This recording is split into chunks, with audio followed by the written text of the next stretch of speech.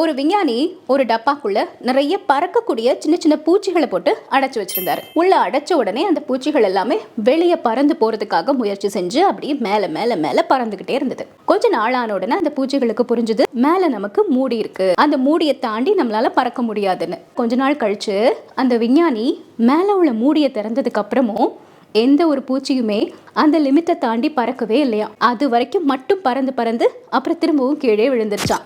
அப்போ அந்த பூச்சிகளை பொறுத்த வரைக்கும் மனசுக்குள்ள என்ன தோணி இருக்குது, இதுதான் நம்ம லிமிட், இதுக்கு மேல நம்மளால பறக்க முடியாதுன்னு. அதனால மூடி திறந்ததுக்கு அப்புறமும் பூச்சிகள் வெளியே பறந்து போகவே இல்லை.